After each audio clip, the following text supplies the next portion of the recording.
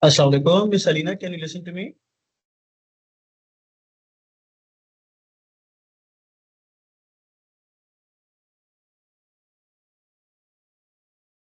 Hello.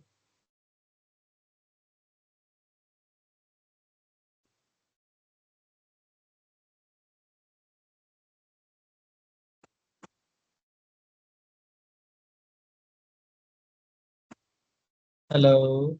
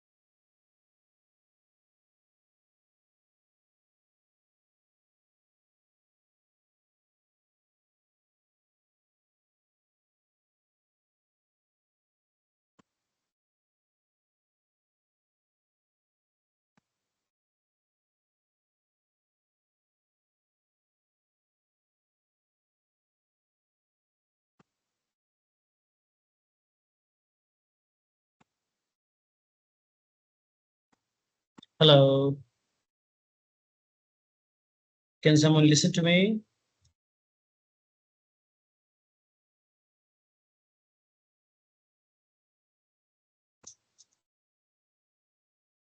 Assalamu alaikum, sir.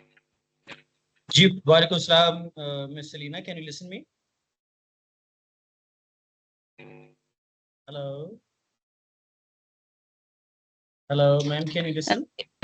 Yes, sir. आपकी आवाज आ रही Yes, है. sir. All right. All right. Let me share my screen and let me share my slides. Just give me a second. All right.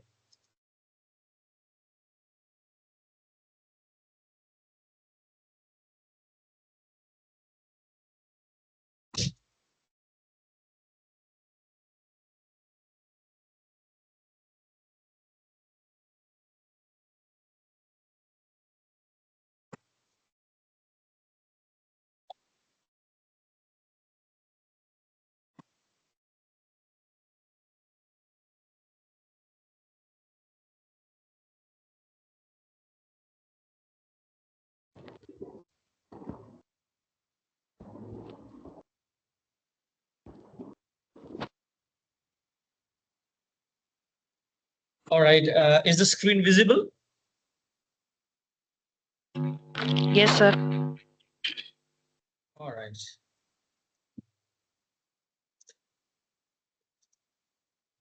Okay, ladies and gentlemen, thank you very much. I'm Dr. Khan here again, and I'm so glad that we are again together on a very, very significant topic. I hope you can listen to me clearly. थोड़ा सा issue है कि यहाँ पे नज़र कुछ आता नहीं है तो it's a bit confusing type of thing कि you're talking to yourself anyhow. जहाँ समझ ना आए या जहाँ कोई problem, please raise your hand and ask Miss Salina would be there to moderate and help you all. I hope I'm audible. So today we are going to start with the enhancing students' learning through metacognition, right? Okay, so in the first place, I would like every participant to write 3 words that come to your mind when you listen the word metacognition. Metacognition को सुन के तो आपके mind में क्या आता है? Comment section में 2 to 3 words लिख दीजिए please.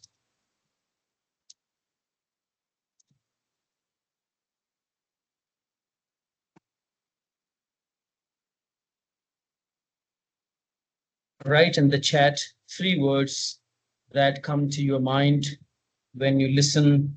Okay, thinking process. Good. Rabia Suleiman, Salman, right? So you said this is a thinking process. Okay. Anything else?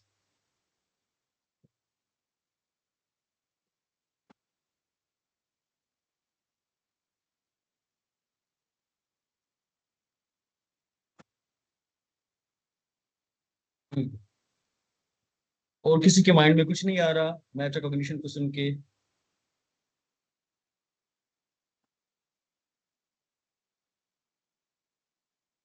Miss Alina, I hope I'm audible again.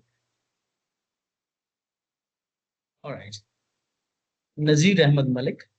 Ji sir, reflection, excellent. Self-regulation, bravo. And thinking process, good. Mirza Jahan Zeb Beg, awareness. I hope you would be referring towards awareness about one's own self. Okay. So these are the words coming: thinking process, reflection, self-regulation, self-confidence. Okay, good. Junaid is also with us. Junaid, you can mention something.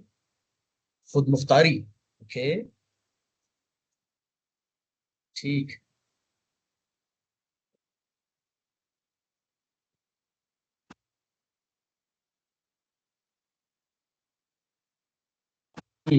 Okay. Let's move forward. Basically, metacognition is everything that goes on in our mind when learning. ठीक है, learning के perspective से जो भी चीज आपके mind में चल रही है, लेकिन थोड़ी सी एक सीक्वेंस के साथ, एक मखसूस प्रोसेसेस के साथ, that would be called metacognition. तो पहला कॉग्निशन को हम समझते हैं, फिर मेटाकॉग्निशन को समझते हैं. कॉग्निशन क्या होती है कि जो भी चीज आपके माइंड में चल रही है, ठीक है, let's say for example you know someone, किसी से आपकी मुलाकात हुई है, आप उसको जानते हैं, ठीक है, एंड उसका इंट्रोडक्शन आपके माइंड में है. तो after some time when you meet that person against, then you say that I recognized him or her. ठीक है, recognize मतलब आपके माइंड में उसका आइडिया था, उस आइडिया को आपने रिकवर किया उस बंदे को देख के, एंड आपको उसकी पहचान हो गई. So this is cognition basic. Now metacognition is reflection on that learning and how it happens. Now आपका थिंकिंग प्रोसेस कैसे काम कर रहा है, कैसे आप उसको पहचान रहे हैं, या आप कैसे आप प्लान कर रहे हैं, कैसे आप रिफ्लेक्ट कर रहे हैं, ये सारे प्रोसेसेस जो हैं ये मेटाकॉग्निशन है. बियॉन्ड दैट कॉग्निशन हम कहते हैं इसको. ठीक है जी. तो metacognition basically is a term that describes all the processes that are involve when learners. हम अगर एजुकेशन के पर्सपेक्टिव में लेके जाएं, वैसे तो ये जिंदगी के हर शोबे में एप्लीकेबल है, but from education perspective, when learners plan their study according to their goal, and once they put that plan into action, and then they monitor the activities that are going on, and they can also change different activities, different strategies if they think they are not working. And after the job is done, after they have completed their task, and then they evaluate their process and they make judgment about that कि ये जो मैंने पढ़ा या ये जो मैंने task किया ये कैसा था. ठीक है. So when the learners plan, monitor, evaluate, and make changes to their own learning behaviors, that process is called metacognition. Here you can see the prefix meta. It refers to cognition about cognition or thinking about thinking. आपने बहुत सारे लोगों को सुना होगा कि ये thinking about thinking है, कि अपने सोचने के बारे में सोचना कि मैं कैसे सोचता हूँ, या मेरा जो थिंकिंग का प्रोसेस है वो कैसे होता है. ठीक है. साथ में तस्वीर भी आप देख रहे हैं कि बहुत पढ़ लिया जमाने को, अब खुद को पढ़ के देखते हैं. It means this is basically reflection on your own thinking process. आप अपने बारे में ख्याल करते हैं कि मैं जी क्या कर रहा हूँ, मेरा थिंकिंग प्रोसेस कैसा है, या मैंने प्लान कैसे किया, और वो जो प्लान आपने किया उसको फिर आपने मॉनिटर करना है. ये सारा प्रोसेस जब होगा, that will be called metacognition. Okay, now why should we go into this metacognitive process, या जो इसका हम डिस्कस भी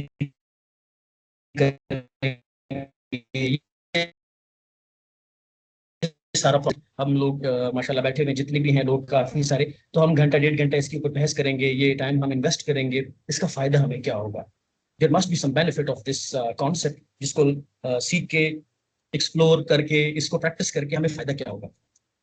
तो सर हम चूंकि एजुकेशन के पॉइंट ऑफ व्यू से इसको डिस्कस करना चाह रहे हैं, तो पहली जो in the first place metacognition helps learners to become independent learners. Now what do you mean by independent learners?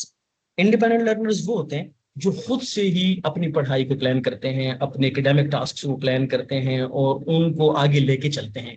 उनको पता होता है कि मैंने कहाँ से क्या कुछ सीखना है, कैसे सीखना है, ठीक है, मैंने कहाँ से हेल्प लेनी है, मैंने कौन सी स्ट्रैटेजी इस्तेमाल करनी है, और अगर वो स्ट्रैटेजी काम ना करे तो उसको मैंने अल्टर कैसे करना है, मैंने इवैल्यूएट कैसे करना है। तो वो टीचर डिपेंडेंट नहीं होते, basically I want to say that they are independent learner. If they want to learn something they can learn by themselves, ठीक है। Secondly, it can add up to 7 months of additional learning. What does it mean?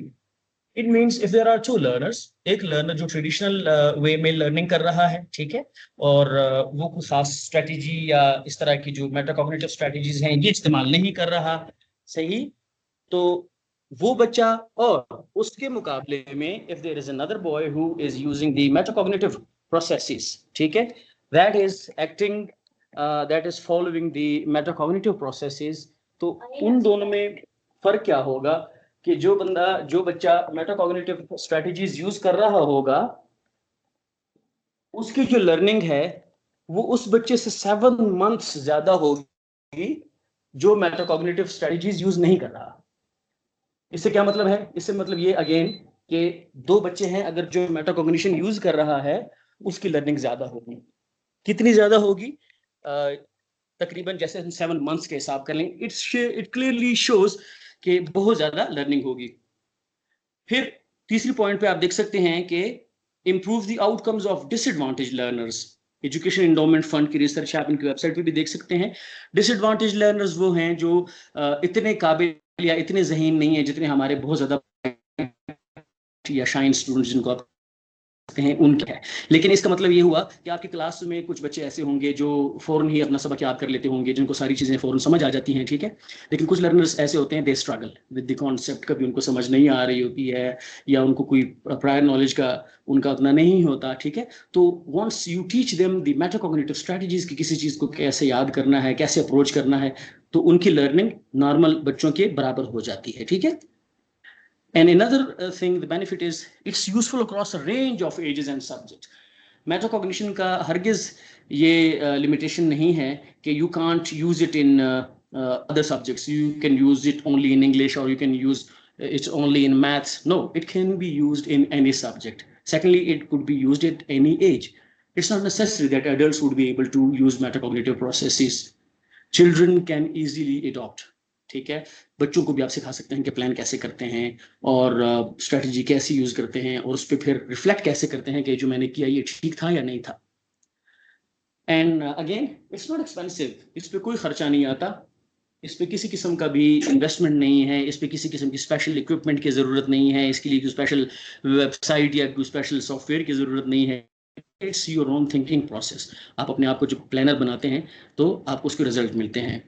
And it's a way for teachers to gauge how well their students understand their own learning processes. Means students जब खुद से काम करने के काबिल हो जाते हैं तो टीचर्स का आप समझ लें कि 90% वर्कलोड जो है वो खत्म हो जाता है।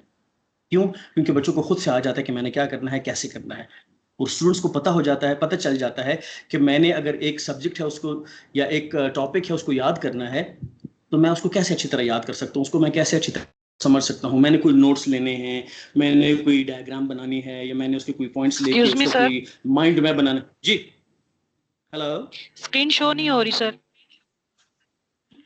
ओके,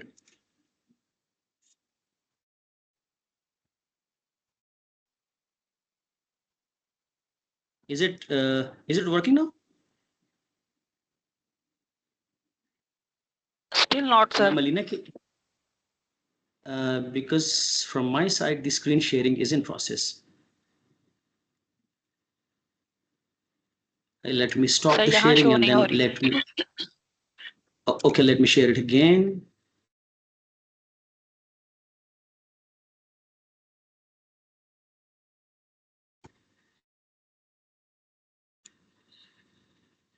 अब शो हो रही है?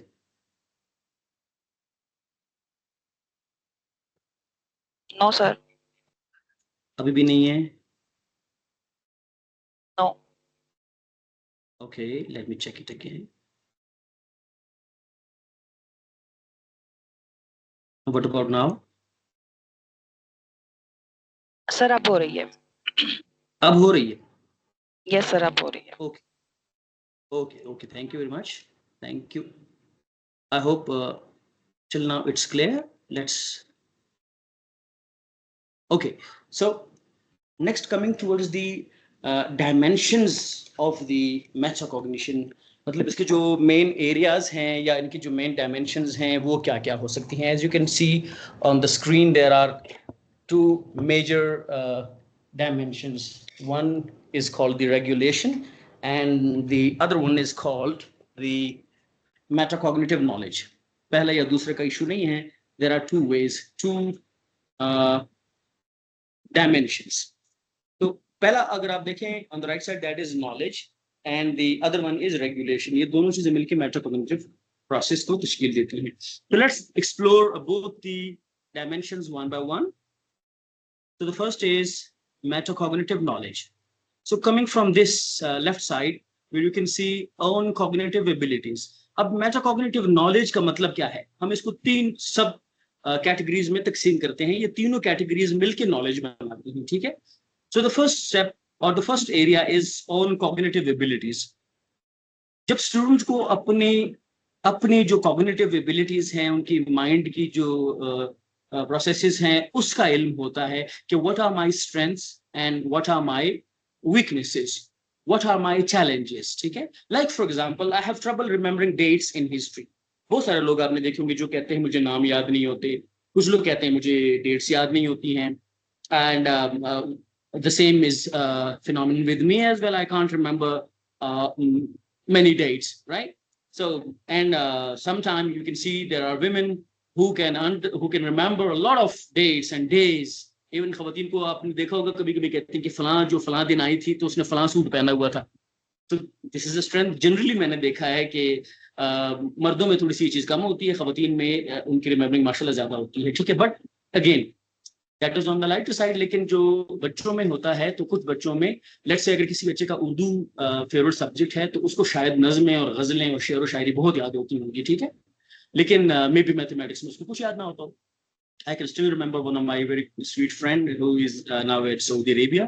Once we were doing my masters in English, so हम जब उसके सामने उस टाइम पे 2006, 7, 8 की बात है कि हम जब उस टाइम पे कार्ड्स मिलते थे ये टेलीफोन के, तो अगर आपने कार्ड उसके सामने स्क्रैच कर लिया तो उसपे कोई 12-14 नंबर्स होते थे, डिजिट्स होते थे. वो एक दफा उसके सामने से अगर गुजर गया तो उसको सारा याद हो जाता था. And before you can load that card, तो वो कार्ड आपका उड़ा चुका होता था. तो इतना उसकी रिमेम्बरिंग ज्यादा थी. ठीक है. सो पहली बात कि आपको अपनी कॉग्निटिव एबिलिटीज का कितना पता है कि मुझे ये चीज ज्यादा आती है, ये नहीं है. सेकेंडली, अब ये जर्नल टर्म्स में हमने बात की है. One then you come to the particular task. ठीक है. पर्टिकुलर टास्क का मतलब क्या है कि एक तो आपको सब्जेक्ट का लेट्स से कि आइडिया है कि लेट्स से इंग्लिश के मुकाबले में मैथमेटिक्स मेरी थोड़ी वीक है. Now you come to a specific, लेकिन मैथमेटिक्स सारी की सारी तो आपकी वीक नहीं है. सो यहाँ पे हमने लिखा फॉर एग्जांपल कि the idea in this chapter that I am going to read are complex. तो आपको कोई भी सब्जेक्ट है, हर सब्जेक्ट परफेक्ट हो नहीं सकता. तो आपको उस सब्जेक्ट में कोई जो चैप्टर है, जो कॉन्सेप्ट है, वो चैलेंजिंग लग रहा है तो आपको पता है कि नहीं है. The third thing in knowledge is the available strategies. Available strategies का मतलब यह है कि if I scan the text first, it will help me to understand the overall meaning. अब आपको अपनी स्ट्रेटजीज का भी पता है कि नहीं है कि मैं जब कोई चीज याद करता हूँ या करती हूँ, ठीक है, तो उसको मैं किस तरीके से याद कर सकता हूँ. जब मैं नोट्स लेता हूँ तो फिर मुझे अच्छी तरह याद हो जाते हैं, या जब मैं रिपीट करता हूँ, बार बार ड्रिल करता हूँ, तब मुझे याद होता है, या जब मैं किसी को सुनाता हूँ तब मुझे याद होता है. ठीक है. तो different strategies are there and different subjects have different strategies. जैसे कि जो स्ट्रेटजीज मैथमेटिक्स में आप यूज कर सकते हैं वो आप शायद इस्लामिक स्टडीज में ना यूज कर सकते हो. या for example if you are going to हिफ्ज समथिंग, आपने हिफ्ज करना है एक रुकू को, तो उसके लिए आप मैथमेटिक्स या नोट्स टेकिंग पे आपको याद नहीं हो सकते, जितना मर्जी आप जतन कर लें. ठीक है. आपको वो रिपीट करना पड़ेगा, देख के बगैर रिपीट करना पड़ेगा, सुनाना पड़ेगा, बार बार रिपीट करना पड़ेगा. ठीक है. तो फिर आपको वो माइंड में बैठे. So all these things जो आपके सामने डिस्प्ले हैं, this constitute the knowledge dimension of the metacognition. आप देख सकते हैं नॉलेज. ठीक है. ये एरिया में आपने तीन चीजें देख ली हैं कि आपको अपनी एबिलिटीज का कितना पता है, और फिर आपको पर्टिकुलर टास्क के बारे में कितना पता है, एंड देन आपको उसकी स्ट्रेटजीज के बारे में, अपनी स्ट्रेटजीज के बारे में कितना पता है कि मैं ये स्ट्रेटजीज भी यूज कर सकूं. Now coming towards the regulation. अब आपने इन चीजों को इन एक्शन भी तो डालना है, इस नॉलेज को. ठीक है. तो रेगुलेशन में क्या है, what learners do about learning. वो तो आपको अपना नॉलेज हो गया कि मुझे ये चीजें मेरी स्ट्रेंथ्स हैं, ये मेरी वीकनेस हैं. अब आपने जब टास्क करना है, the student is to do some tasks. So do they do about that task? That is the regulation. ठीक है, like how learners monitor and control their cognitive processes. क्या बच्चे को पता है कि जब मैं टास्क कर रहा हूँ तो ये मुझे याद हो रहा है कि नहीं हो रहा, कितना टाइम मुझे याद करने के लिए चाहिए, ठीक है, और जब याद नहीं हो रहा तो मैं क्या करूँ. A learner might realize that a particular strategy is not achieving the results they want, so they decide to try something new. In the past, if they have knowledge कि मैंने लास्ट टाइम जब ये सबक याद किया था तो मैंने इसको पॉइंट्स में लिखा था, इसका मैंने ग्राफिक ऑर्गेनाइजर बनाया था, इसका मैंने माइंड मैप बनाया था, इसके मैंने नोट्स लिए थे, ठीक है, इसके मैं कॉर्नेल्स के थ्रू नोट्स लिए थे, इसके मैंने तस्वीर बनाई थी, या इसके मैंने पावर पॉइंट की प्रेजेंटेशन बनाई थी, या इसको मैंने प्रेजेंट किया था. There are lot of strategies, ठीक है. तो क्या उस लर्नर को ये पता है कि जब वो टास्क कर रहा है तो वो रियलाइज कर रहा है कि जो मैं सीख रहा हूँ ये मुझे समझ आ रही है कि नहीं आ रही, और अगर नहीं आ रही तो मैं इसको किसी और तरीके से कैसे कर सकता हूँ, ठीक है. So once you put that knowledge in action it becomes regulation. अब ये सारा प्रोसेस जो है ये मिलके मेटाकॉग्निशन बना रहा है, ठीक है. I hope till now we'll be clear and we can move forward. If you have any question you can ask. Miss Alina, should we move forward?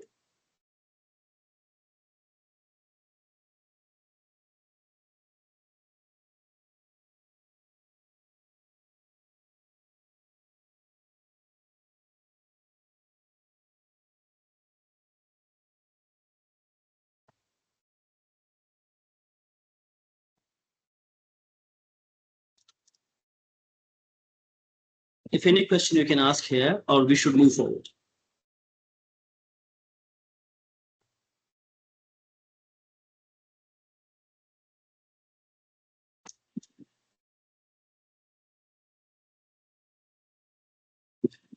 Okay, so this is the main process. जो phases हैं metacognition के, you can see planning से आप हर काम शुरू करते हैं, ठीक है, और फिर जब आप प्लान करते हैं किसी काम को, then you put it into action.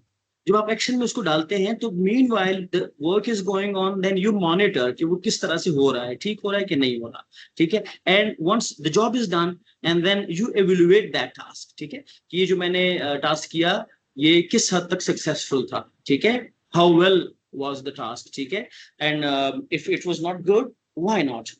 And in सारे फेजेस के दरमियान आपकी रिफ्लेक्शन चल रही होती है, ठीक है, आपका थिंकिंग प्रोसेस चल रहा होता है. अब हम इन प्लानिंग और मॉनिटरिंग इवैल्यूएशन के फेजेस को थोड़ा थोड़ा डिस्कस करते हैं एंड वी मूव अहेड, ठीक है. So the first phase that we call is the metacognition process is planning, ठीक है जी. कि लोग जब अपने टास्क को प्लान करते हैं पहली फेजेस में कि उसको टास्क मिला है, टीचर ने टास्क दिया है, तो अब वो उस जो एक्टिविटी है उसको वो कैसे पूरा करेगा, ठीक है.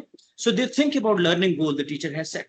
पहली बात है कि स्टूडेंट को ये पता हो कि जो टास्क उसको टीचर ने दिया है वो उसमें करना कैसे है, टास्क क्या है इन द फर्स्ट प्लेस, उसको करना क्या है, ठीक है जी.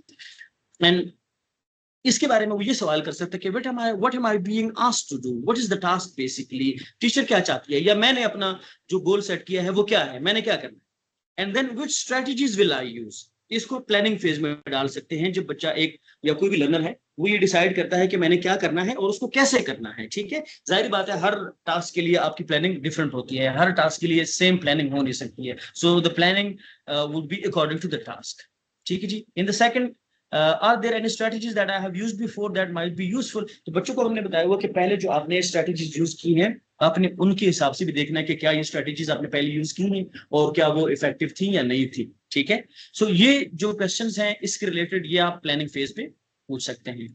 Secondly, it comes to the monitoring phase. Like for example, you can see on the right side in this video कि पहले आप let's say आपने इंटरव्यू प्लान किया है, ठीक है, एक आप प्रोडक्शन कर रहे हैं वीडियो की, तो उस के लिए आपने पहले प्लान किया कि हम ये सवाल करेंगे, फिर आपने ये कहना है, फिर हमने ये कहना है, ठीक है. तो अब जब ये एक्शन हो रहा है, देखिए जब ये रिकॉर्ड हो रहा है तो जो डायरेक्टर्स हैं दे आर मॉनिटरिंग इट, ठीक है, कि ये चीज ठीक हो रही है कि नहीं हो रही, आवाज आ रही है कि नहीं आ रही, और अगर आवाज कहीं पे कट जाए, कहीं पे कनेक्शन डिस्कनेक्ट हो जाए तो फिर हमने क्या कहना है. ये जस्ट मैंने एक सिमिली के तौर पे, एक एनालॉजी के तौर पे आपकी वीडियो की छोटी सी वीडियो रखी हुई है, ठीक है जी. लेकिन इस स्टेज पे learners implement their plan and monitor the progress they are making towards their learning goal. जो उसने प्लान किया था कि मैंने इसको ऐसे करना है, मैंने मजमून सीखने के लिए ये काम करना है, या मैंने ये मैथमेटिक्स का प्रॉब्लम हल करने के लिए मैंने ये करना है, या मैंने ये प्रोजेक्ट बनाना है, सर ने मुझे दिया है, मैडम ने दिया है, and I have to do it like this, ठीक है। And when he starts working on that project, then he can realize कि यार मैं जो ये कर रहा हूँ ये ठीक चल रहा है कि नहीं चल रहा, आउटकम ठीक आ रहे हैं कि नहीं आ रहे हैं, ठीक है। he or she might decide to make changes to the strategies, may be कि उसने प्लान किया था कि मैं ये जो मॉडल है ये मैं थर्मोकोल शीट से बनाऊंगा, लेकिन जब वो थर्मोकोल शीट को बनाने लगता है, देन ही रियलाइज और शी रियलाइजेस कि थर्मोकोल शीट की कटाई मुझसे ठीक नहीं हो रही है, या इसकी फिनिशिंग ठीक नहीं आ रही है, then he can change the strategy कि नहीं, ये जो चीज मैंने ली थी ये ठीक नहीं थी, I could go for making a wooden model. ये एक जनरल एग्जांपल के तौर पे बता रहा हूँ, ठीक है जी। So the question he or she can ask is the strategy that I am using working? जो मैंने प्लान किया था वो ठीक चल रहा है? Do I need to try something different?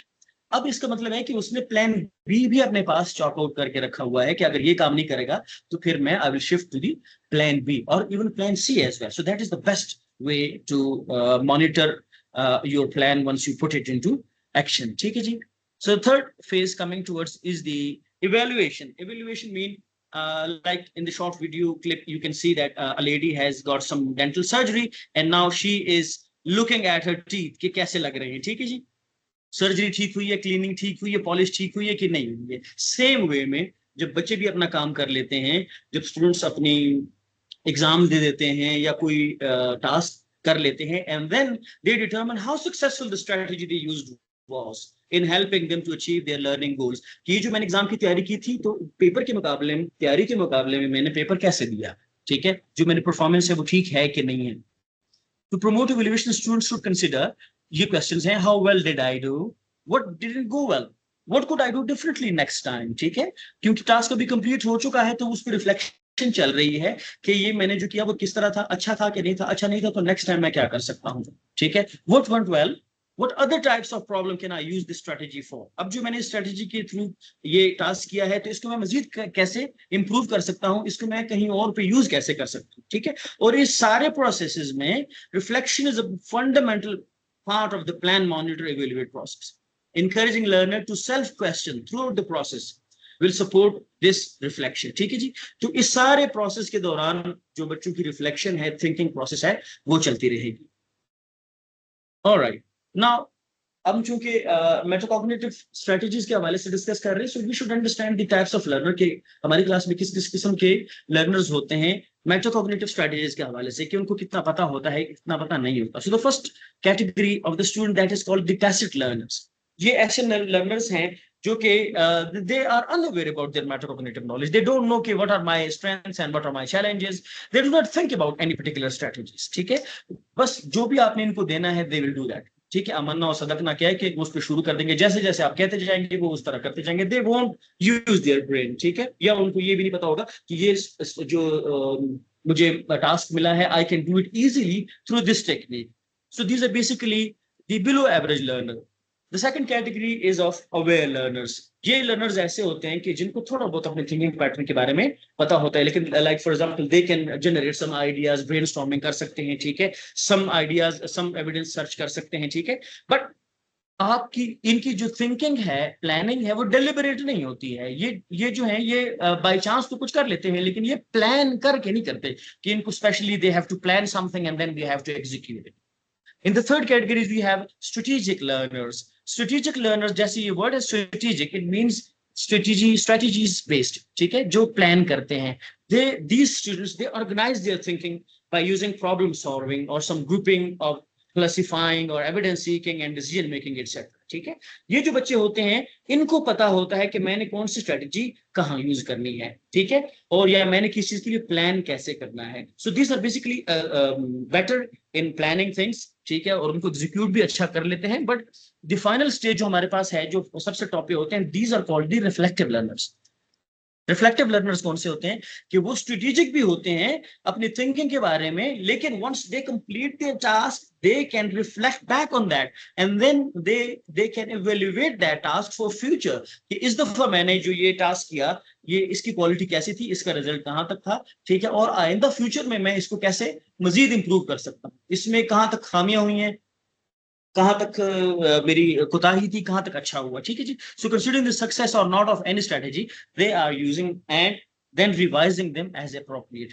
David Perkins की ये रिसर्च है जिसके बेस पे ये टाइप्स ऑफ लर्नर उन्होंने डिसाइड किए हैं. If you can also look around your students, अगर आप टीचर हैं, ठीक है, टीचिंग करते हैं, तो आपको इसी कैटेगरी के बच्चे अपनी क्लास में मिलेंगे. और जनरल नॉलेज, जनरल अगर आप लाइफ में देखें तब भी आपको बहुत सारे लोग मिलते हैं. कुछ लोगों की जो जैसे मजदूर हैं या मिसाल के तौर पर लोअर हमारा क्लास है, ठीक है, तो उसमें से शायद कुछ ऐसे लोग होंगे जिनको आप जो बताएंगे दे विल डू दैट, ठीक है, they won't use their own brain, ठीक है, कि इसको मैंने कैसे करना, वो उसी रास्ते पे चलेंगे जो आप इसको बताएंगे. थोड़े से कुछ लोग होंगे जो थोड़ी बहुत अकल इस्तेमाल कर लेंगे, और कुछ लोग ऐसे होंगे जैसे कि फॉर एग्जांपल आप थोड़ी सी अपर लेवल पे आएंगे, सो दे कैन प्लान समथिंग. जो आपके वर्कर्स होते हैं या जो आपकी मिसाल के तौर पे ठेकेदार होंगे, फॉर एग्जांपल बात कर रहा हूँ, ठीक है, या कोई और इस तरह वर्किंग क्लास में आपके इर्द गिर्द के लोग होंगे जो अपना जो स्ट्रेटेजी बना सकते होंगे. और कुछ लोग ऐसे होंगे जो कि रिफ्लेक्टिव लर्नर्स होंगे, जो कि बहुत ही कम होंगे. And most of the time जो हायर लेवल पे लोग होते हैं, ठीक है, एग्जीक्यूटिव लेवल पे लोग होते हैं, they are basically reflective learners, जो अपने एक्सपीरियंसेस को देख के उनसे आगे फ्यूचर में उसको मजीद बेहतर करते हैं. हर चीज से जो सीखते हैं, जिनको हम कहते हैं कि हर चीज से वो लोग अपनी गलतियों से, अपनी जो आज की जो एक्टिविटीज है उनसे सीखते हैं, ठीक है. So these are basically called the reflective learners. Even के once we were asked the question कि who is the best teacher, तो we replied in different answers के जो सब्जेक्ट नॉलेज में अच्छे होते हैं, कम्युनिकेशन अच्छी होती है, प्रेजेंटेशन अच्छी होती है, ठीक है, ये सारी चीजें. बट और इंस्ट्रक्टर सेड दैट कि the best teachers are called the reflective practitioners. क्यों कहते हैं रिफ्लेक्टिव प्रैक्टिशनर्स?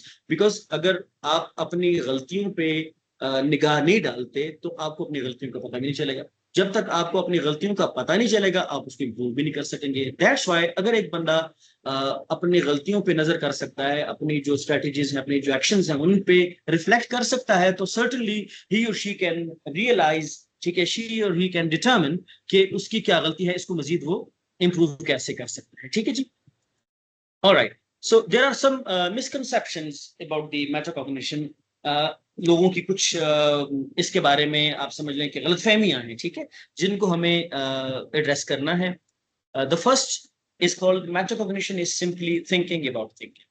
लोग कहते हैं कि मेटाकॉग्निशन का मतलब है अपनी सोच के बारे में सोचना. तो अगर आप इस पे भी सोचें जरा, तो सोचने के बारे में क्या सोच, ठीक है, like again it's not clear कि थिंकिंग अबाउट थिंकिंग इज क्या है. सिर्फ थिंकिंग अबाउट थिंकिंग का नाम मेटाकॉग्निशन नहीं है. मेटाकॉग्निशन एक कंप्लीट प्रोसेस का नाम, ठीक है, जिसमें आप प्लान करते हैं, फिर उस प्लान को एक्शन में डाल के उसको मॉनिटर करते हैं, चेंज करते हैं, and then you reflect on. ठीक है, so it's a complete process. It's not just thinking about thinking. And so then people say that any strategy used while performing a cognitive task is a metacognition. Like for example, कि आप कोई number याद कर रहे हैं तो ये metacognition strategy है, ठीक है. कोई भी mental task आप कर रहे हैं तो ये metacognition है. Definitely cognition metacognition आपस में linked हैं. But sometime let's say कि आपसे किसी ने पूछा कि जी कायदे आज़म की डेट ऑफ बर्थ क्या है, आपने बता दिया, तो ये metacognition strategies तो नहीं है. बिकॉज आप सिर्फ एक फैक्ट जो है उसको रिविजिट कर रहे हैं, ठीक है, उसको रिप्रोड्यूस कर रहे हैं, तो ये माइंड की एक्टिविटी जरूर है बट मेटाकॉग्निशन नहीं है. और फिर लोग कहते हैं कि मेटाकॉग्निशन में teachers can't play any role. वो समझते हैं कि जो टीचर्स हैं वो बच्चों को मेटाकॉग्निशन नहीं पढ़ा सकते. This is students on job कि वो मेटाकॉग्निटिव स्ट्रेटजीज डेवलप करें, जबकि ऐसा नहीं है. Teachers can play major role, ठीक है, in their learners metacognitive practices. Teachers ही आपको बताते हैं कि हमने ये चीज ऐसी सीखी, आप इसको ऐसे सीख सकते हैं. बहुत सारे लोग हमसे ये सवाल करते हैं मेटाकॉग्निशन के दौरान कि हम बच्चों को मेटाकॉग्निशन कैसे सिखाएं. तो मेटाकॉग्निशन आप बच्चों को सिखा सकते हैं by discussing it with them, ठीक है. तो आप उनको सिखा सकते हैं कि हमने ये चीज कैसे सीखी, हमने ये चीज याद कैसे की, ठीक है, हम इस चीज को ऐसे करते थे, आप इसको ऐसे भी कर सकते हैं, ऐसे भी कर सकते हैं. And you can teach them a number of strategies so that कि वो आगे आने वाले दिनों में उसको यूज भी कर सकें. सही है. And then another misconception is that metacognition is only applicable to older learners. Most of the people, they say that metacognition जो thinking के बारे में, these are basically higher concepts, so people those are having those are mature, they can use this process. ठीक है, ऐसा नहीं है. आप छोटे बच्चे से भी मेटाकॉग्निशन के प्रोसेस करवा सकते हैं. फॉर एग्जांपल, आप बच्चे को कहते हैं कि ये लो मैंने आपको 100 रुपीज दे दिए, आप इनका क्या करेंगे, ठीक है, एक दफा आप उसको दे दें एंड लेट्स सी कि वो क्या करता है. ठीक है, जब वो उस पर कोई चीज चॉकलेट्स ले लेता है, कुछ भी ले लेता है, देन आस्क के आपने वो 100 रुपीज कहाँ सर, आपने कहाँ पे वो स्पेंड किए, ठीक है. देन ही विल से कि मैंने ये ले लिया, ठीक है. And then you can say what else could you do with that money, आप इसे और क्या क्या कर सकते थे. सो नेक्स्ट टाइम जब आप उसको 100 रुपीज देंगे, he will try to plan for something, how to spend that money, and then when he spends it, afterwards you can ask कि आपने इस पे क्या क्या लिया, आप इससे और क्या कर सकते थे, इसको आप आगे कहीं पे इस्तेमाल कर सकते थे। तो मेटाकॉग्निशन जो है ये किसी भी एज में आप इन प्रोसेस को यूज कर सकते हैं, इट्स वेरी इजी। अब हम कुछ थोड़ी सी एक्टिविटीज जो हैं वो डिस्कस करते हैं जो कि मेटाकॉग्निशन के साथ रिलेटेड हैं, जिनमें मेटाकॉग्निशन के प्रोसेसेस यूज हो सकते हैं। ठीक है, most of the time we use for remembering things. जैसे आप देख रहे हैं कि इंफॉर्मेशन कोई भी आप यूज कर सकते हैं, ठीक है। और निमोनिक्स जो वर्ड है, जैसे आप मिखेल एक लेफ्ट पे लिखा हुआ है, तो इट्स बेसिकली एब्रिविएशन, या आप उसको कह सकते हैं निमोनिक्स में कि mechanical, chemical, heat, atomic, light, electrical energies हैं। ठीक है, तो उसको आप मिखेल के नाम से याद कर सकते हैं। On the right you can सी, जैसे लोग, बच्चों को पता नहीं होता कि जनवरी कितने दिन का है, फरवरी कितने दिन का है, तो आप हाथों की जो बैक साइड पे हैं उनसे आप उनको जनवरी, फरवरी और ये बता सकते हैं कि जो राइज है वो 31st डे का है, और जो लोअर पोर्शन है दैट इज ऑफ 28 और 30 डेज। इनमें सिर्फ फरवरी का है। हम नज्म भी पढ़ते थे बचपन में, 30 दिन सितंबर के, अप्रैल, जून, नवंबर के, बाकी सबके 31 फरवरी के हैं, 28। साल जब लीड का आएगा तो फरवरी में एक बढ़ाएगा। ठीक है, इसी तरह जैसे ये जो आपके निजामी शमसी के सैयारे हैं, ठीक है, आपकी जो सिस्टम है, सोलर सिस्टम है, उसमें जुपिटर, अर्थ, तो इसके लिए इस तरह my very excellent mother just serve us, इस तरह नेचर्स पता नहीं क्या लिखा हुआ था। ठीक है, इसी तरह आप खुद से भी डिजाइन कर सकते हैं। ठीक है, जैसे हम बचपन में ट्रिग्नोमेट्री जब याद कर रहे थे तो हमें टीचर ने बताया था ऊ, ऊ, अक, जैसे ऊ एन वाओ, तो अमूद बटा वितर, अमूद I think it's perpendicular and वितर some hypotenuse or something you can know। ठीक है, I am not from mathematics, लेकिन हमें याद होता था कि अमूद बटा वितर और कायदा बटा अमूद और अक अमूद बटा कायदा, तो इससे ये चीजें बनती हैं। ठीक है, तो उसके बाद वो हमें याद होगी थी, अदरवाइज वो थीटा और कॉस थीटा और कोटेंजेंट थीटा, टेंजेंट थीटा, ये चीजें हमें याद नहीं हो रही थी। तो निमोनिक्स के जरिए आप बच्चों को याद करवा सकते हैं। ठीक है, it's a very common strategy. आप खुद से भी बना सकते हैं, खुद से भी ये चीजें लिख सकते हैं। जैसे फॉर एग्जांपल आप उनको कोऑर्डिनेटिंग कंजंक्शन तो बनाते हैं कि फैन बॉयज, फॉर, और इस तरह करके एबी फोन्सी के नाम से भी कर सकते हैं कि ये हमारे इंग्लिश में कोऑर्डिनेटिंग कंजंक्शन है। Then another brilliant strategy is called the thinking journals। Thinking journals का क्या मतलब होता है कि आप अपने पास कोई कॉपी रखते हैं, उसमें आप अपने थॉट्स को नोट करते हैं। ठीक है जी, तो जो एबिलिटी है, जैसे ability to plan, monitor and self evaluate, आप उसमें लिखते हैं, अपना प्लान करते हैं कि मैंने क्या करना है, और फिर ड्यूरिंग, जैसे बच्चे डायरी लिखते थे वही चीज है। ठीक है, तो इसमें आप अपने आइडियाज जो हैं, लेसन के हैं, फिल्म के हैं, प्रेजेंटेशन के, उनको रिकॉर्ड कर सकते हैं। ठीक है, जो आपके पास एक नॉर्मल डायरी होती है उसमें आप लिखते हैं। और फिर then you can also write down predictions in it, कि आगे इसमें क्या होगा, आगे क्या हो सकता है, स्टोरी में क्या आ सकता है। ठीक है, समरीज इसमें लिख सकते हैं। ठीक है, या किसी भी चीज के बारे में रिफ्लेक्शन आप लिख सकते हैं, मुख्तलिफ अदर जो डोमेन्स ऑफ नॉलेज हैं उसमें कर सकते हैं। ठीक है, so these are called thinking journals. और आजकल बहुत सारे सॉफ्टवेयर भी ऐसे आ चुके हैं, ऑनलाइन भी आ चुके हैं, जिनमें आप अपनी रिफ्लेक्शन जो हैं, अपनी थॉट्स जो हैं, उनको आप उसमें रिकॉर्ड कर सकते हैं। ठीक है, और फिर आप उसको रिविजिट कर सकते हैं। सबसे अच्छा फायदा जो उनका होता है बड़ा, that is that you revisit your thoughts, कि इस दौरान मैंने ये चीजें लिखी थी, तो उसमें क्या कमी थी, इसमें मजीद मैं उसको इंप्रूव कैसे कर सकता हूँ। ठीक है जी, and here we have the strategies of metacognition, that is called reciprocal teaching. ठीक है जी, रेसिप्रोकल टीचिंग एक बड़ी अच्छी स्ट्रेटजी है। I will try to play it, if you can listen to it then tell me, अगर नहीं कर सकते then I will share some link to that.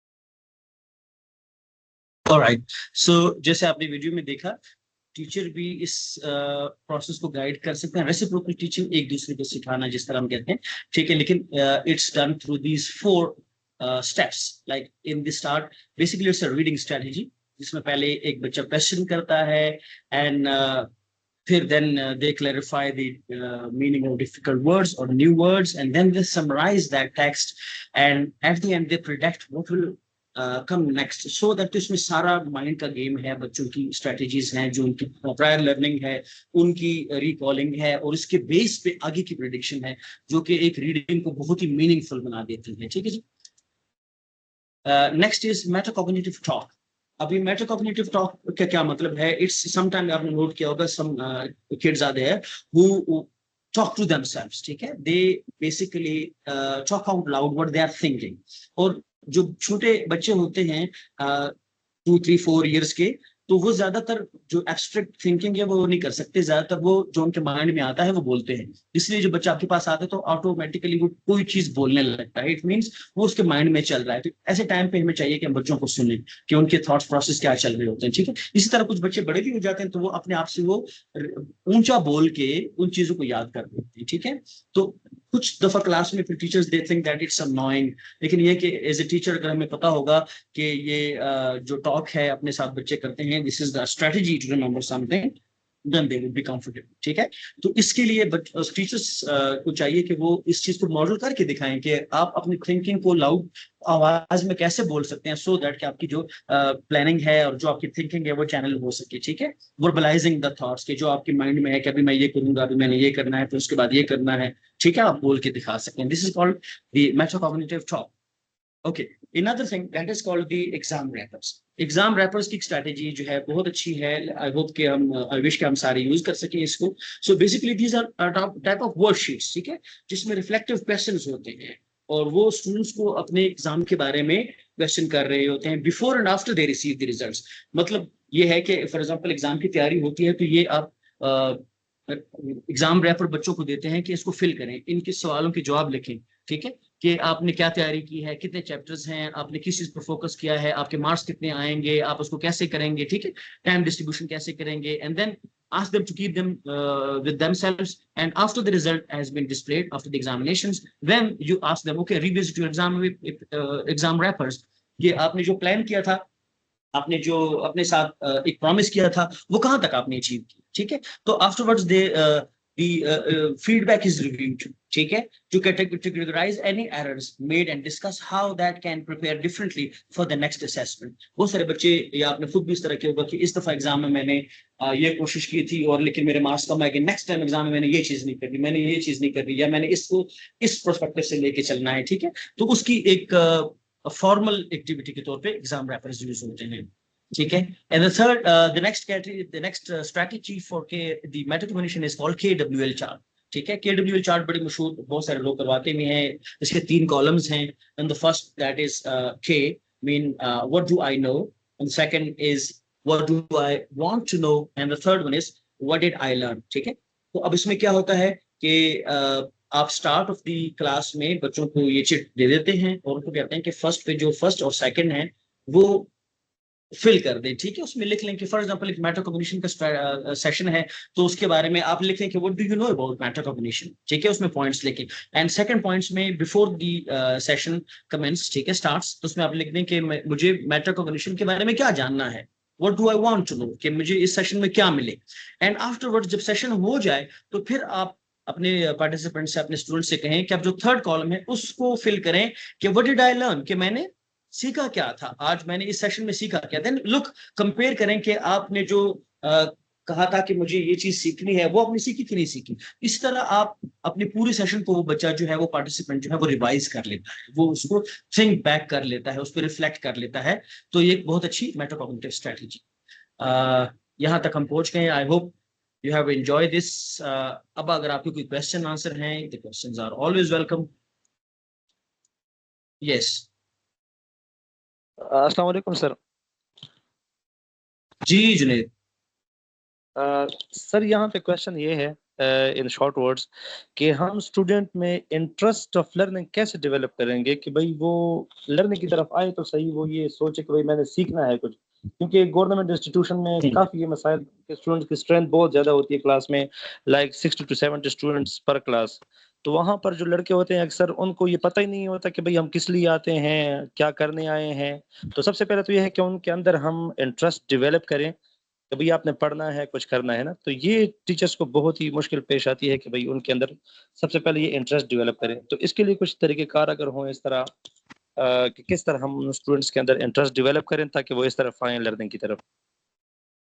Alright, very good question Junaid. Problem is कि ये मेटा कॉग्निशन के related तो directly नहीं है, क्योंकि मोटिवेशन के रिलेटेड है, और हमारी ये मजबूरी भी है कि हमारी जो गवर्नमेंट इदारे हैं या जो हमारे स्कूल्स हैं गवर्नमेंट के, या इवन के बहुत सारे प्राइवेट इदारे भी ऐसे हैं जो कि जिनमें यहाँ पे क्लास की स्ट्रेंथ बहुत ज्यादा होती है, और 60-70 बच्चा अगर क्लास में बैठा हुआ है और उसमें ये सिस्टम भी नहीं है, तो it's very difficult for a teacher even कि वो उसकी आवाज भी सुन सके, वो टू टॉक ऑफ ये स्ट्रेटजीज या इंडिविजुअल अटेंशन की बात है। You are very right. ठीक है, अब ये तो हमारी एक मजबूरी है। ठीक है, हाँ, उनको मोटिवेट कैसे कर सकते हैं? Then we need to talk to the students. ठीक है, एक तो बच्चे जो ज्यादातर हैं वो अपने टीचर से भी इंस्पायर होते हैं। ठीक है, जब टीचर अपनी जो सक्सेस है वो उनके साथ शेयर करता है, उससे वो इंस्पायर हो सकते हैं। ठीक है, हाँ, आजकल के टाइम पे like for example you are there at technical, ठीक है, टेक्निकल बैकग्राउंड में है, तो बहुत सारे बच्चों के पास जो बड़े हैं, ठीक है, जो डिप्लोमा लेवल के हैं या इंटरमीडिएट लेवल के हैं, ठीक है, जिनके पास टेक्नोलॉजी की एक्सेस है, ठीक है, तो उनको आप एंगेज कर सकते हैं थ्रू टेक्नोलॉजी।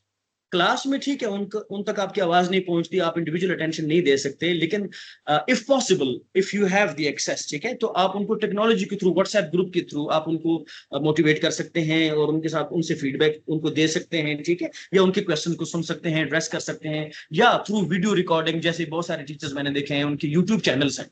अब एक बच्चा अगर आप वहां पे आपकी आवाज नहीं सुन रहा या आप उसकी फीडबैक नहीं सुन सकते, ठीक है, उनको नहीं दे सकते, तो जब वो आपके यूट्यूब पे आपकी वीडियो देखता है या आपको व्हाट्सएप में जो आपने उनको शेयर किया है वो देखता है, तो उससे आप उनसे कनेक्ट हो जाते हैं। ठीक है, तो सबसे पहली बात तो ये कि स्टूडेंट से पूछा जाए कि उनकी जो गोल्स हैं, ऑब्जेक्टिव्स हैं, वो क्या है, उनको समझा जाए। बहुत सारे स्टूडेंट्स अभी भी हमारे यहाँ ऐसे हैं जिनको ये नहीं पता कि हम ये काम क्यों कर रहे हैं।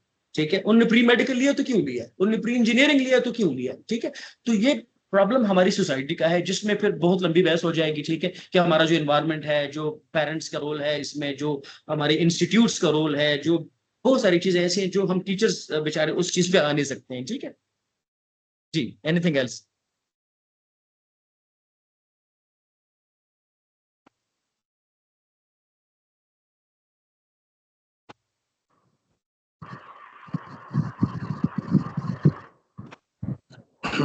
अस्सलाम वालेकुम। जी वालेकुम सलाम, नवीद साहब। जी सर, मैं साहिवाल से बोल रहा हूँ, नवीद। तो जी मैं जो है ना पब्लिक सेक्टर में एक टॉप ट्रेनिंग इंस्टीट्यूशन है, तो उसमें एज अ टीचर ट्रेनर मेरी जॉब है। तो सर, अभी एक ट्रेनिंग चल भी रही है हमारी, तो प्री ठीक सर्विस, है, प्रमोशन लिंक ट्रेनिंग, ये सारी इधर चलती हैं। तो ठीक है, प्रॉब्लम ये है, ये मेटा कॉग्निशन जो है, ग्रोथ माइंडसेट, ठीक है ना, तो ये इस तरह की जो मॉडर्न या reflective practice, critical thinking, higher order thinking skills, तो जी मैं तो बड़ा मायूस हूँ ना। तो ये ये पहले भी इस तरह का क्वेश्चन आया है, तो ये क्लास साइज के बारे में, तो ये मैं तो बड़ा ना बहुत ज्यादा स्टडी करता हूँ, तो मुझे तो कोई समझ नहीं जी आती क्या। तो सबसे, चलो ये तो छोड़ें। अब सबसे जो है ना वो, ये मेरे लिए जो है वो परेशान कुन बात ये है कि हम 18, 19, 17 स्केल्स, जो deputy district education officer, district education officer, यानी इस लेवल के लोग एज अ ट्रेनी भी आते हैं और एज अ ट्रेनर भी। तो एग्जैक्टली। मैंने सर किसी को भी मैंने सरफेस लेवल थिंकिंग जो है उसके नीचे उतरते मैं नहीं देखा। तो ठीक है, मतलब ये, मैं तो, चूंकि हमारी ये जॉब है, हम इसको अगर रॉन्ग राइट के हवाले से भी देखें, तो हम तो बाकी लोग तो टीचिंग कर रहे हैं, हम तो करवाई ट्रेनिंग रहे हैं, तो हमारी ट्रेनिंग सर, का मैं कहूँ ना कि अगर 10% असर हो रहा है तो शायद मैं शायद मुबालगा राई से काम ले रहा हूँ। तो एग्जैक्टली इतने एग्जैक्टली इतना बजट, इतने रिसोर्सेस, तो मैं उनको ये 4-5 चीजें समझाना चाहता हूँ, क्योंकि मसला उनकी पेडागोजी का तो है ही नहीं, वो तो आदमी तलाश कर लेता है।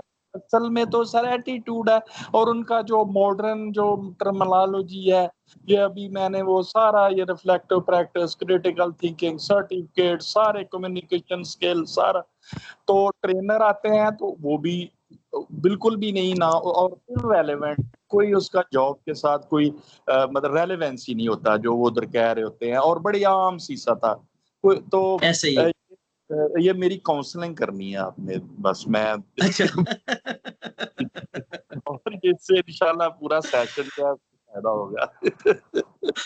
अच्छा सर नवीद, बात पता क्या है, उस दिन हम गए थे, there was a training from Cambridge की ट्रेनिंग आए थे, ट्रेनर आए थे एट सरीना। तो एक पीएल सर्कल होता है, उसमें हमें बुलाया गया था, and believe me there was a complete 1 day training only on metacognition.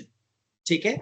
अब वो जिस लेवल पे वो ट्रेनिंग करवा रहे थे, अगर आपको ये सारे कॉन्सेप्ट्स का डीपली पता नहीं है तो आपको कब समझ नहीं आएगी कि मेटाकॉग्निशन क्या भला है। ठीक है। लेकिन द थिंग इज, जैसे मैं कभी कभी, हमारे पास सेशन होते हैं टीचर्स ट्रेनिंग के, इसमें एक ग्रुप में भी बहुत सारे हमारे माशाल्लाह टीचर्स हैं जो हमसे पढ़ चुके हैं। ठीक है। तो मैं उनको अक्सर औकात एक शादी का एक सीन दे देता हूँ। अक्सर औकात हमारे पास खवातीन होती हैं तो मोस्टली ये उनके रेलिवेंट होता है, तो मैं उनको कहता हूँ क्योंकि जी आप अपनी प्रीवियस कोई शादी आपने अटेंड की हो या अरेंज की हो, उसका हाल मुझे बताएं।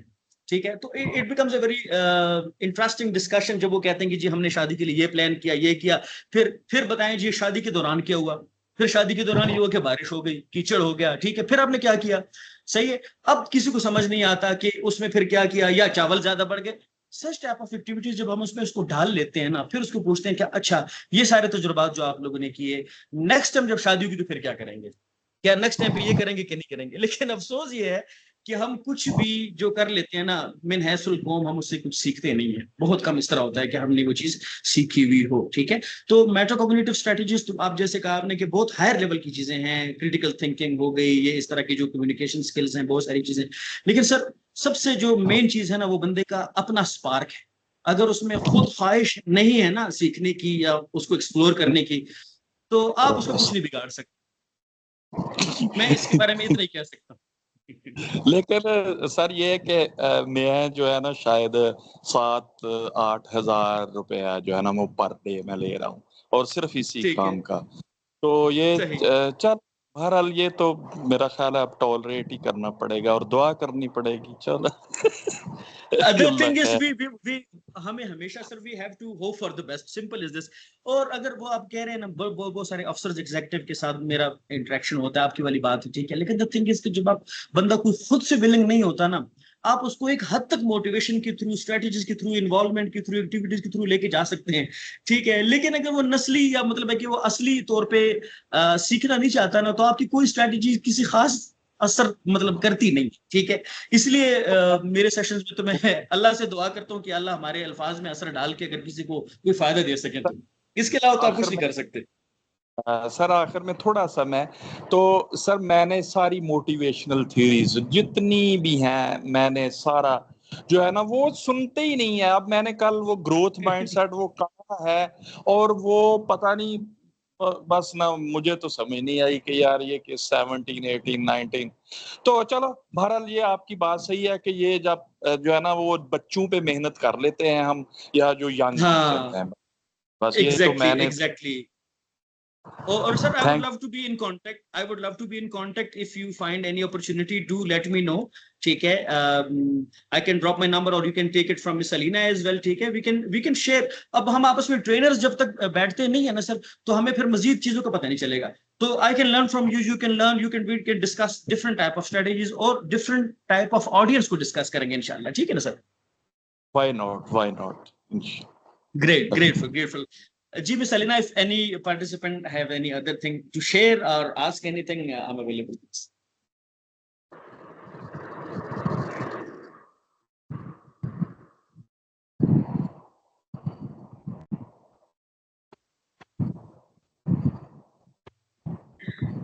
Yes, sir. Thank you so much. I think it's over. All right, all right. So I would like to present my thankfulness and gratitude to all of you for your patient listening. मौसम भी माशाल्लाह बहुत गर्म चल रहा है और आप लोग इतने टाइम तक बैठे रहे मेरे साथ. I'm really glad. I'm really thankful, and I wish you all the very best. Thank you very much. Excuse me sir. जी जी जी जी जी. सर मुझे आपसे ना एक मशवरा करना था या एक सजेशन लेनी थी कि मेरी please. नीज है, लिखती हैं वो ओरली तो वो बहुत अच्छा सुनाती हैं, लेकिन ठीक है. राउंड अबाउट 7 to 8 years है. लिखती वो ऐसे जैसे वो मिरर इमेज नहीं होता, लिखती बिल्कुल ठीक है, उर्दू का भी इंग्लिश का भी, लेकिन वो उल्टा लिखती हैं. अच्छा. हाँ जी, लाइक अपना नाम, वो अनूश उनका नाम है, नाम वो बिल्कुल इंग्लिश में भी बिल्कुल ठीक लिखेंगी, लेकिन अगर आप उसको मिरर में देखेंगे तो वो सीधा लिखा होगा, अदरवाइज वो उल्टा लिखा होता है. लाइक इसी तरह वो कुछ जो हरूफे तहज्जी हैं वो भी ऐसे ही लिखती हैं, फे उल्टा लिखती हैं लेकिन बिल्कुल स्ट्रक्चर के साथ होता है, लेकिन लिखा वो उल्टा होता है. तो उस सिलसिले में अगर आप कुछ सजेस्ट कर सके कि किस तरीके से उसको कवर किया जा सके. 7-8 years की है फिर तो बात समझती भी होगी, लेकिन ये चीज उसने सीखी कहाँ से? ये दिस इज वेरी इंटरेस्टिंग कि अगर वो चीजों को मिरर में, क्या वो पढ़ती मिरर में है या उसने नहीं मिरर में नहीं पढ़ती. हाँ. वो पढ़ती बिल्कुल बुक से, अगर आप रीडिंग करेंगे ना वो बहुत अच्छा करती है, लिखती भी समहाउ वो बहुत अच्छा है, लेकिन वो कुछ वर्ड्स वो स्पेसिफिकली जैसे बी है, पी है, नो लिखेगी, फे लिखेगी, काफ लिखेंगी, और अपना पूरा का पूरा नेम NO, पूरी जो शेप है ना, मतलब पूरा जो वर्ड है वो मिरर इमेज में आता है. मैंने एक आध जगह से कंसल्ट किया था एंड शी सेड के ये साइकोलॉजिकली एक टर्म होती है. अब मुझे उसका नाम मेरे जबान पे नहीं आ रहा, टेक्लिस पता नहीं क्या उसका वर्ड है. हाँ जी सर. नवीद साहब कुछ कहना चाहते हैं? एक्सक्यूज मी, लर्निंग डिसेबिलिटीज में आता है शायद, तो इसका कोई ना उसपे मैं विजुअल का कोई मसला होता है ना, विजुअलाइज करने, लर्निंग डिसेबिलिटी में आता है ना, तो ये है, तो ये दूर हो जाता है, कोई ऐसी बात नहीं, इसमें थोड़ा सा मेहनत करना पड़ती है. तो ये लर्निंग डिसेबिलिटी, डिसलेक्सिया, डिस्प्रैक्सिया, डिसकैलकुलेसिया जैसे मैथड, तो इस तरह का ये इशू है ना. तो ये पॉजिटिव बात ये है कि ये प्रैक्टिस के साथ हो जाता है, तो इंशाल्लाह हो जाता है मेरे तजुर्बे. बाकी तारे जमीन पे देख लेना सर. यस सर, बिल्कुल सर. मैंने आज वो देखी है ना. जी बिल्कुल सर, मैंने आज वो वही मूवी दोबारा से देखी थी, और ये उनकी जो स्ट्रेटजीज है, लेकिन सर वो बहुत टाइम कंज्यूमिंग है. आप किसी स्कूल में अगर स्कूल में आप उसको इम्प्लीमेंट, हमारे यहाँ आजकल जिस तरह का जो प्रोसीजर है सारा, उसमें अगर आप उसको स्कूल में इम्प्लीमेंट करना चाहें या टीचर से उसके बारे में मतलब टाइम लें, तो वो बहुत डिफिकल्ट होता है. मैं खुद प्रिंसिपल हूँ. मैम चैलेंजिंग है. I let me share with you. The problem is कि हमारे स्कूल्स ऐसे नहीं है कि वहां पे इंडिविजुअल बच्चों पे इतना ज्यादा फोकस, इतना ज्यादा टाइम दिया जा सके, और फिर इसकी वजह से बच्चे जो हैं वो थोड़ा सा अंडर कॉन्फिडेंट फील करना शुरू कर देते हैं और उनमें साइकोलॉजिकल इश्यूज मजीद बढ़ना शुरू कर देते हैं. ठीक है. सो इसके लिए ये बेहतर है कि उनकी जो मदर हैं वो उनको फोकस करें, और साथ में अगर आप कोई कोचिंग या थेरेपिस्ट की हेल्प ले सके ना, ताकि वो मीनवाइल उसकी पढ़ाई पे उसको ये ना करें कि बहुत ज्यादा कोई उसको नेगेटिव फीडबैक बिल्कुल ना दें, उसको अप्रिसिएशन दें. ठीक है. बच्चे को बूस्ट करें, कॉन्फिडेंस दें, उसको कहें जो भी लिखती है ठीक लिखती है. बट द थिंग इज कि जैसे आप लोगों ने हाईलाइट कर दिया ना कि फेक उल्टा लिखती है, कुछ अल्फाज आप लोगों ने, तो टीचर्स को कहें कि उस पर फोकस करते हुए ना उसको फीडबैक दे कि हाँ तुमने बहुत अच्छा लिखा है, इसको ऐसे लिखो, और प्रैक्टिस करवाए, ड्रिल इन प्रैक्टिस, ताकि वो ऑटो पे उसके जो बैक ऑफ माइंड में है ना वो चीज बैठ जाए कि इसको मैंने ऐसे नहीं ऐसे लिखना. बहुत सारे बच्चों को बी और डी का मसला होता है. हाँ जी, मैं चूंकि एजुकेशन डिपार्टमेंट से ही हूँ, मतलब मैं प्रिंसिपल हूँ, मेरे ही स्कूल में वो पढ़ती है. मैं खुद बहुत कोशिश करती, टाइम दे रही हूँ कि मैं पर्सनली अगर इस चीज को कवर अप कर सकूं, लेकिन वो कहते हैं कुछ एज के बाद, एक सर्टेन एज के बाद ये चीज कवर अप नहीं होती. मुझे एक्चुअली मैंने ये सुना है कि ये 9 या 10 इयर्स के बाद अगर तब तक ये बच्चा नहीं कवर करता तो उसके बाद ये पॉसिबल नहीं होता कि वो कवर हो सके.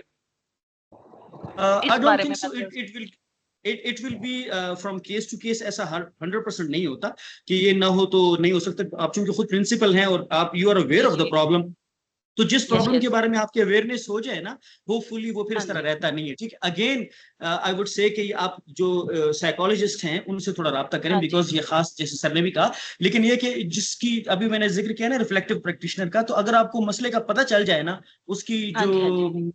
हाँ आइडेंटिफिकेशन हो जाए, तो ma'am definitely it will solve. ठीक है, हाँ प्रैक्टिस में टाइम थोड़ा लगेगा, कोई बच्चा महीना लेगा, कुछ महीना साल लेगा, बट आपने मतलब एक कंसिस्टेंटली लेके चलना है। ठीक है, thank you so much sir. Most welcome madam, most welcome.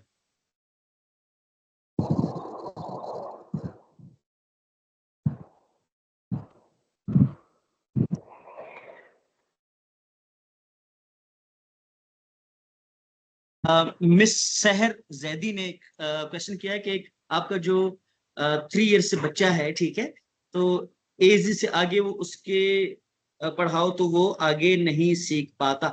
इस पे भी जैसे अभी मैम से डिस्कशन हुई है, मैम हमारा डार से, तो बच्चों को समझने की कोशिश करें कि वो क्यों नहीं सीख पाता। क्या वो बाकी बातें भी नहीं सीख पाता, या सिर्फ पढ़ाई नहीं सीख पाता?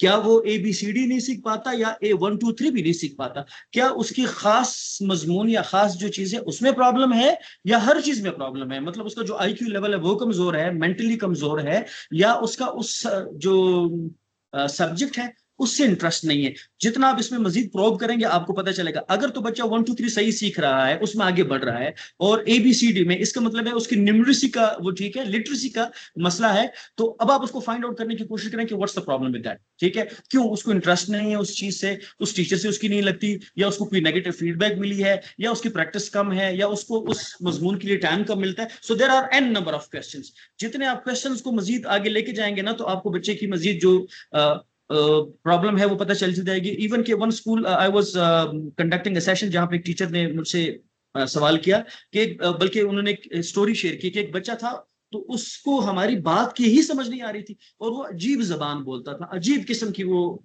उसकी अटरेंस होती थी। ठीक है, तो बाद में एक teacher, she was very expert, तो उसने उस पर गौर किया, तो उससे 2 अल्फाज ऐसे पकड़े जिससे पता चला कि वो बच्चा 24 आवर, आप समझ लें, मोटू पतलू का वो देखता था, वीडियो देखता था, मोटू पतलू का कार्टून देखता था, तो उसकी जो इनपुट थी वो सारी ही मोटू पतलू से आ रही थी। तो अब वो प्रोड्यूस भी मोटू पतलू की ही जुबान कर रहा था, और उसको जो सामने दिख रहा था वो भी सारे लोग कार्टून ही दिख रहे थे। ठीक है, तो अब बच्चे की इनपुट आजकल जो है वो बहुत ज्यादा इंपॉर्टेंट है, कि बच्चे को इनपुट क्या मिल रही है, उसको फीडबैक क्या मिल रही है। तो होपफुली इंशाल्लाह इस तरह से मजीद मतलब इसमें फीड डाउन करने से ना आपको उसका पता चल जाएगा, होपफुली। जी, I hope we are ending the session. ठीक है, तो if there are any question you can ask in the group through Miss Alina as well. I would be glad to answer anything that I can help with. Thank you very much. Allah Hafiz. Allah.